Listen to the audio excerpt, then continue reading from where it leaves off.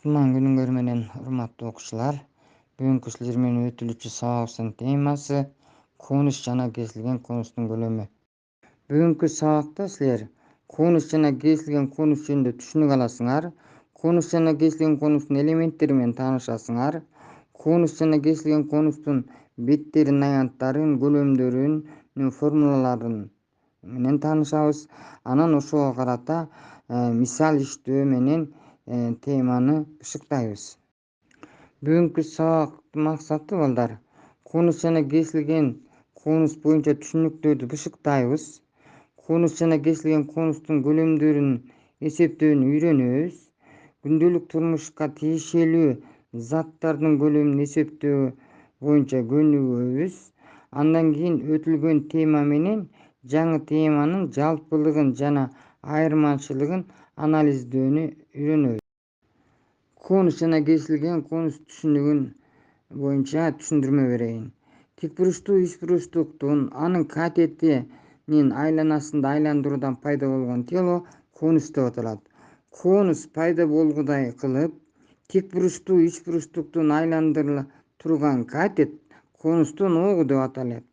Ал эми конустун чокусунун тегиздигине түшүрүлгөн перпендикуляр конустун бийиктиги деп аталат.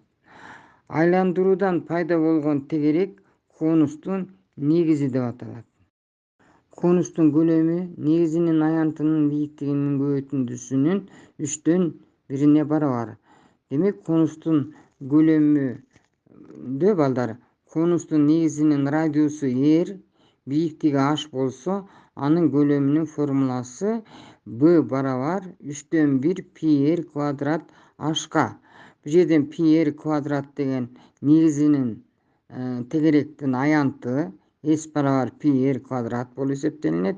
Ошондуктан бул жерден b барабар 3/1 s көбөйтүлгөн h.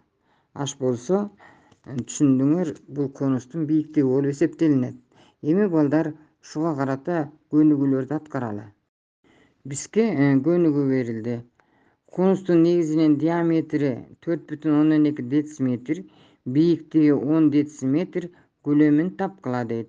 Демек формуланы карайлы. b барабар 3/1 πr квадрат көбөйтүлгөн h. Демек бул жерде h белгилүү экен. Бизге r квадрат болгондуктан радиусу керек.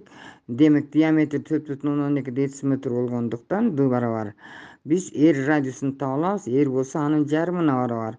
Демек r барабар 2,1 дециметр. Демек көлөмдү табалы. Эми барабар формуланын ордуна коебуз. b барабар 3/1 туракчуунун өзү жазылат. Пи өзү жазылат. Радиус 2,1 квадраты көбөйтүлгөн 10. Эсептөө жүргүзсөк 14,7 пи дециметр кубка экен. Демек биздин берилген маселенин шарты боюнча конустун көлөмү b барабар 14,7 пи дециметр кубка экен. Демек балдар, биз ушуну менен сабагыбызды жыйынтыктайбыз. Кийинки сабакта кесилген конус жана анын көлөмү боюнча эсептөө иштерин жүргүзөбүз. Ушуну менен саламатта калгыла.